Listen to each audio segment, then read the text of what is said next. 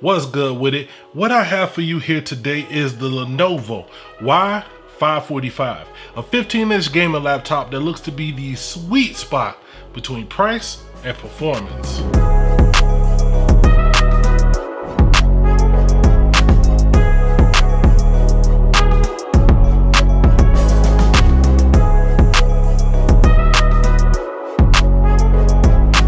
Now this laptop comes in a couple different customizable options, but the version we have here comes with a 15-inch anti-glare screen at 60 Hz and 300 nits brightness. For gaming, they do have a version with a 144 Hz monitor if you need that high frame rate lifestyle. Since this is a gaming laptop, I wish this came with at least a 75 Hz monitor to give it that even better than console gaming experience, which the included GPU can handle. That GPU, an NVIDIA GTX1660TI non-super, a somewhat budget option that still packs a lot of graphical punch. Don't worry, we'll put it to the test in some games here in a second. Paired with that, we have an Intel i7-9750H with 6 cores and 12 threads that can turbo up to 4.5 GHz, 16 GB of RAM, a 120 GB boot SSD, and a 1 TB storage drive. For I/O, I'm quite happy that Lenovo went the more is better route, unlike some companies that want you to play that where's my dongle game. Where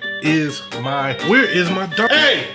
You see my dongle? On the left side, you have a headphone jack with the USB 3.1 Gen 1 port, same as on the right. On the back, you have a USB-C, mini DisplayPort 1.4, another USB 3.1, full-size HDMI 2.0, Ethernet, power port, and a Kensington lock. Now, when it comes to looks, I'm glad this thing doesn't scream gamer with some sort of over-the-top design. Besides the green NVIDIA sticker and perhaps the fan format on the back, there's really nothing inherently gamery about this look. It really just looks nice and could honestly fit in at your next LAN party or your boardroom meeting. Overall, the build quality is pretty solid. This isn't exactly a desktop replacement laptop, but it isn't necessarily a thin and light either. I'm a big guy, so I had no problem sitting with it to do some sort of web browsing, but nothing more intense as it will start to heat up and those fans can spin pretty loud under load.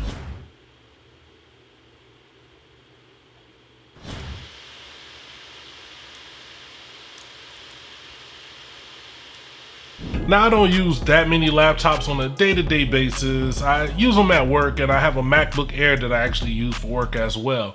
But if you've been watching my channel, you know how fond I've grown of mechanical keyboards recently. Now, I had super low expectations when it came to the typing experience on this laptop, and fam, boy was I wrong. There is a fast but substantial feel when typing and just the right amount of travel in each keystroke that gives you the confidence to type with less errors.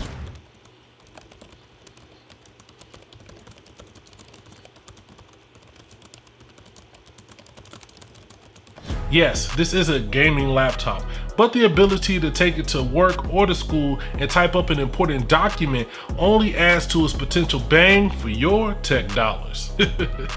Come on now, if you saw that coming, let me know down below in the comments. I mean, I guess you wanted to be part of the video. Say hi. Do you like this laptop? All right, I'm gonna go back to doing the video, okay? All right, this may sound like a love fest, but let's talk about one of the things I truly do not like about this laptop. The camera. It's one of those up your nose type of cameras that they put at the bottom of the screen. Is down here at the bottom. Overall, it's just trash. It's just amazing to me how much phone cameras are getting better and laptop cameras are still as trash as they were 10 years ago. But honestly, you're not getting this to video chat. You're picking this up because you want a game, and fam, you're gonna have a great time gaming on this beast. At 1080p in most games I played, I could easily go with high and even some ultra settings, especially on older or slightly less graphically intense games. Starting with Unigine Heaven at 1080p ultra quality, you get a score of 1725 and an average of 68.5 FPS. I played a bunch of games but kept the benchmarks to 2 newer games that should give you an idea of exactly what kind of performance to expect. First up, I ran the canned benchmark from the new Ghost Recon Breakpoint. At 1080p on the high preset, I was able to get an average FPS of 87 with a solid min and max. This lets me know that if I wanted to bump it up to very high or even ultra, it would still be quite playable on this 60Hz screen.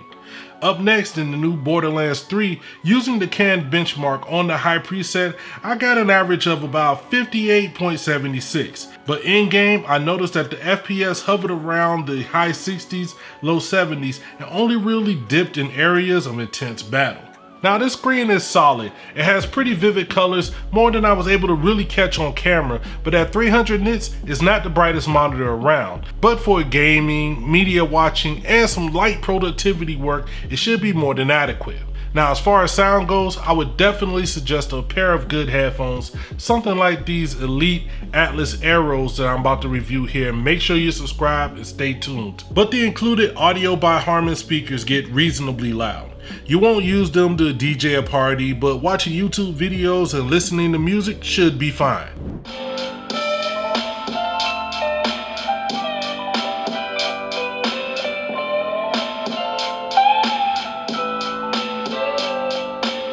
Nowadays, a lot of gamers also do some productivity work, and while I didn't put this through the most intense paces, I was able to edit a video for my channel on here with ease.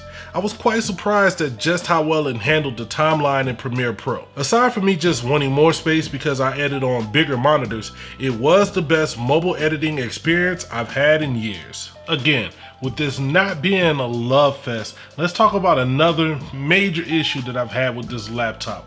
The whole battery situation. Now this is a gaming laptop and gaming is intense. My suggestion to you would be to leave it plugged up whenever you're going to game. If you're just web browsing or watching a few videos, cool. But if you're going to play some games, I suggest you plug it up, mainly for 2 reasons. One, battery life when gaming is phenomenally bad. It will crap out on you in about an hour, maybe an hour and a half. Secondly, when you're gaming, the laptop will throttle itself down in games so that, you know, even in a game like Black Ops 4, which isn't hard to run, the FPS would be kept at 30, they'd be stuttering. It just was not a fun experience. Now what makes this kind of cumbersome when you're taking this out mobily, say you want to go to a coffee shop or to a friend's house, is this huge power brick. This thing is massive. Like, you really gotta realize you're dealing with a thick cable, really large power brick. Honestly, you're probably not gonna wanna pull this out when you're at a coffee shop, so just keep all of that in mind. The version that I have here specs out to be around $1,200. Now, for some of you, you might be like, no, that's not budget at all. For some people, they spend $3,000 or $4,000 easily on a laptop. Some of you, you're looking to spend a lot less. But I honestly feel that with this kind of power, to be able to game at desktop quality. Now I tested the 1660 non-super on my channel, and this gives me quality pretty close to that. At 1080p, high settings, you're getting really good performance. I'm talking about all the games I played. I was able to just sit back, relax, and have an enjoyable gaming experience. As far as productivity, I was able to fly through an edit. It handled the timeline and the effects that I use pretty easily, and honestly I had given up editing on a laptop for a long time. Now there are some things, like I said, I wish it did have a better screen. Maybe the touchscreen ability would be nice, or at least a 75 Hz monitor. I think the average gamer would get more out of a 75 Hz monitor than a 144 Hz monitor, even though I do love my 144 Hz monitor. Also, the audio quality is solid. You can listen to music, use it to play games, or watch movies and videos with relative ease. All of that wraps up why I think the Lenovo Y545 is one of the best bang for your tech dollar options out there. Now, if you're interested in seeing me check out other gaming laptops, leave a comment down below letting me know which one I should pick up, and I'll see if I can do it. Also, I'm gonna leave this up to y'all. I get asked a lot about ultra budget $200, $300 laptops from like Walmart and Target, Sam's, or the local box store. If you want me to go pick up one of those ultra cheap laptops and let you know, is it something that can actually work? Let me know down below in the comments. I want to give a big shout out to the folks over at Lenovo for sending this over and letting me check it out. You know, all my thoughts are my own. I appreciate you checking it out. It's your kinfolk Dookie. Make sure you like, share, subscribe, and never forget to holler at your boy.